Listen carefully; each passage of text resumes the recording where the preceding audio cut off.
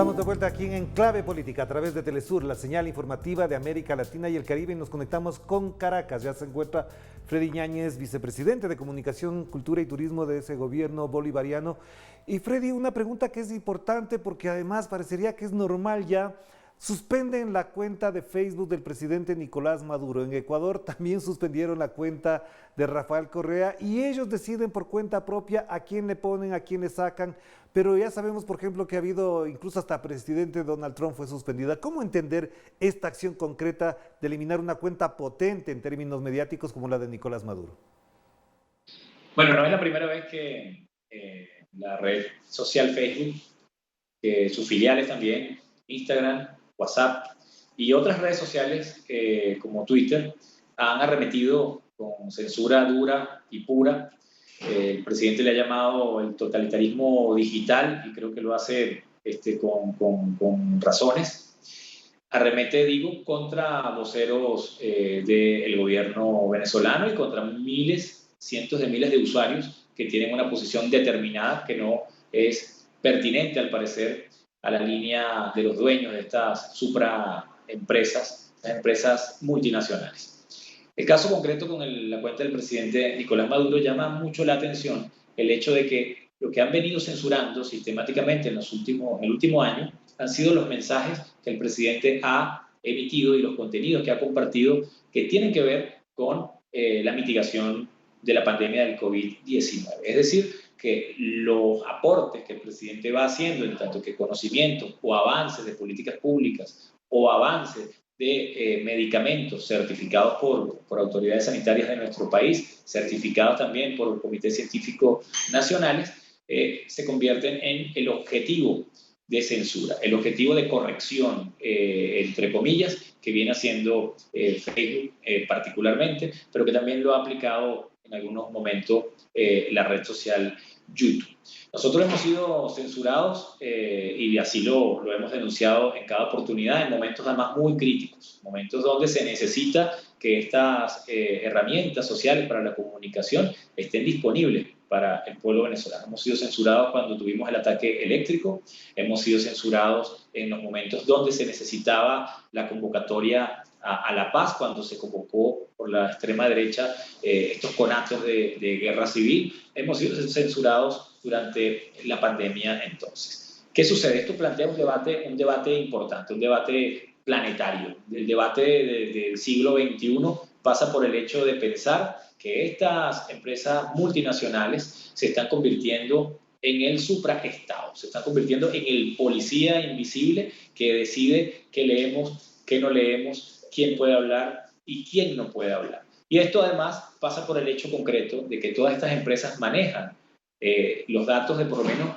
530 millones de personas en el mundo. Y estos datos que se convierten en información también redundan en una forma de injerencia en la opinión pública y en la decisión y en la voluntad de los pueblos, en el caso concreto de las democracias, pero también en el robo, en el usufructo de datos de cada uno de los ciudadanos y de la ciudad. Entonces la pregunta es, ¿estamos, como dice el filósofo surcoreano Byung-Chul Han, asistiendo al panóptico digital? Es Internet y son estas empresas que operan por detrás, Aximon, Facebook, Instagram, Twitter, son entonces la cárcel digital donde todos estamos siendo explotados, vigilados y controlados. ¿Cuál es el futuro y el destino de las democracias del mundo ante estos fenómenos que tienen la capacidad no nada más de cerrar una cuenta a un dignatario, lo cual es ya bastante grave porque viola la Constitución,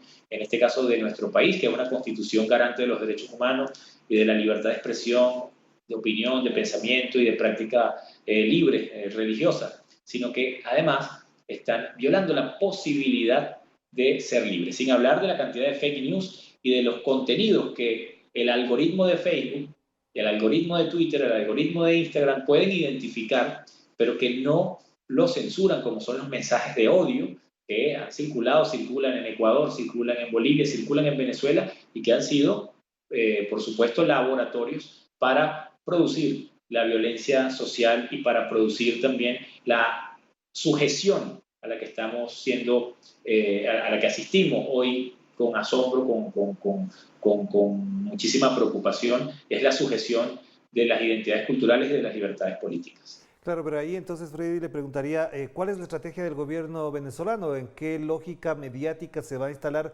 para hacer la contrapropuesta, la contraparte, el contraataque, incluso en determinados momentos frente a las enormes flujos o los enormes flujos y corrientes de desinformación y fake news?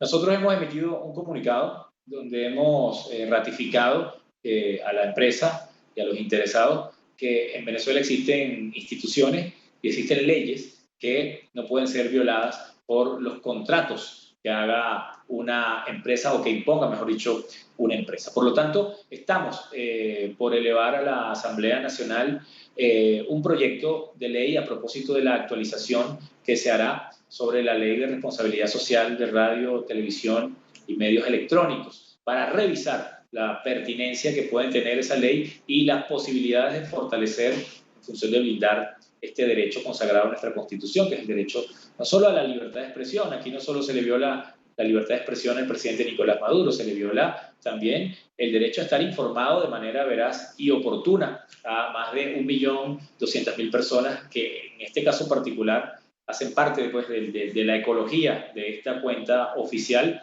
por donde se emiten, insisto, noticias, información de interés público. Pues por allí se conecta el presidente no solo con los venezolanos y las venezolanas, sino con el mundo que está interesado en conocer pues la información. Así que esto lo tildamos de un acto de censura, de un acto propio del totalitarismo digital, como lo ha dicho el presidente Nicolás Maduro, y que merece un debate social, profundizar el debate social para que podamos construir y fortalecer pues, las instituciones de los Estados-naciones que hoy se ven vulnerados. Yo creo que la mayoría de los Estados-naciones se ven vulnerados. Alemania ha adelantado una ley muy poderosa para regular la actividad de las redes sociales. Lo ha hecho también Australia. España ha metido un proyecto de ley, de manera que esto no es un tema ideológico, no es un tema solamente de connotación de algún pensamiento político, es un tema que se está debatiendo al calor de un desafío, insisto,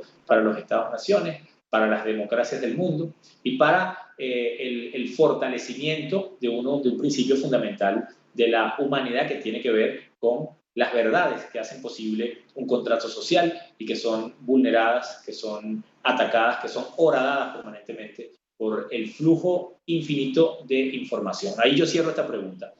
Si Facebook está suspendiendo la cuenta del presidente Nicolás Maduro por 30 días por el hecho de publicar el mandatario nacional un medicamento certificado por las autoridades sanitarias y avalado por las autoridades científicas de nuestro país, un medicamento que va a llegar a nuestro país, a nuestros pacientes y que hace parte de nuestro protocolo para la mitigación de la COVID-19, los números, las estadísticas mundiales hablan por sí solas de cómo se está manejando la pandemia y sus efectos en Venezuela, los buenos resultados. Si esto le parece a Facebook que atenta contra la verdad científica, ¿por qué mantiene en su página, en la página del presidente Bolsonaro, uno de los dignatarios con peores registros en cuanto al manejo de la pandemia, por qué mantiene allí el infausto discurso donde este presidente tilda a la COVID-19 de gripeciña o de resfriadiño? ¿Por qué entonces el doble rasero? ¿Cómo mantiene el señor Zuckerman un discurso donde él dice no me voy a meter en los contenidos que publican los políticos, incluso si estos contenidos son falsos? Lo dice Zuckerman en una entrevista, porque una empresa privada no puede intervenir. A lo que pensamos si la libertad de expresión es igual a la libertad de expresión pagada, porque a lo que Zuckerman estaba haciendo alusión eran a los anuncios que los políticos hacen pagando para estar pues, en su plataforma. Pues yo le quiero decir, ni siquiera pagando, Venezuela, una institución venezolana, puede tener la posibilidad de comunicar o de publicar en esta red, porque el bloqueo así lo impide. Interpretamos entonces, como lo dijimos en el documento, que esta censura acompaña, ritma, es orgánica y pertinente a las sanciones unilaterales que los Estados Unidos y algunos países europeos están adelantando contra los derechos económicos y los derechos humanos del pueblo venezolano. Una última pregunta de todas maneras para agradecerle de paso también, Freddy, por esta posibilidad de reflexionar sobre estos temas importantes. Evidentemente la guerra mediática que hay obviamente no va a variar mucho. Le pregunto con el señor Joe Biden, ¿cree que por el contrario tendrá más sutilezas, más elementos de acompañamiento, por ejemplo, de otros gobiernos y de otras entidades y estas supraempresas nacionales que son Facebook y otras más? ¿Usted cree que efectivamente esto tiene impacto o por el contrario han perdido la credibilidad en muchos sectores sociales, organizaciones populares, por ejemplo? El presidente ha dicho de manera axiomática con la salida del anterior presidente de los Estados Unidos, Donald Trump, y con la llegada de Joe Biden, que pueden variar los mandatarios, pero el imperio queda. Y el imperio está constituido sobre todo por el poder económico y por el poder militar, que hace de este país, los Estados Unidos, una verdadera amenaza para la vida del planeta y para la paz de los pueblos del mundo. Lo que suceda va a depender de nosotros, va a depender de lo que nosotros podamos realizar desde el punto de vista de superar el bloqueo económico con la reinvención de nuestras fuerzas productivas y en el sentido mediático con poder desmontar y sostener para el mundo esto que está en desuso y que es la verdad, que es lo que hoy está siendo verdaderamente desechado por todo este mundo de inmediateces, de superficialidades y todo este mundo que ha convertido todo lo que interesa en un show y en un espectáculo. Y con el show y con el espectáculo van tergiversando la posibilidad de tener un país, de tener unas instituciones, de tener la paz, de tener una democracia, de tener una vida, una existencia colectiva singular, sosteniendo nuestras diferencialidades culturales. Nosotros nos mantendremos en el orden de la verdad y haremos todo lo posible, esfuerzos que hacen no solamente las instituciones del Estado venezolano, lo hace cada venezolano y cada venezolana.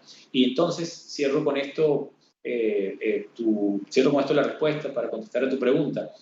A pesar de 20 años no de enfrentar titulares adversos, ni de enfrentar a esto que llaman el cuarto poder, que es el poder mediático, sino de enfrentar una operación psicológica sostenida contra un pueblo en general, lo que empezó con la estigmatización de un proceso de cambio, se convirtió en la estigmatización de las instituciones y hoy en día es la estigmatización de Venezuela y de los venezolanos y las venezolanas.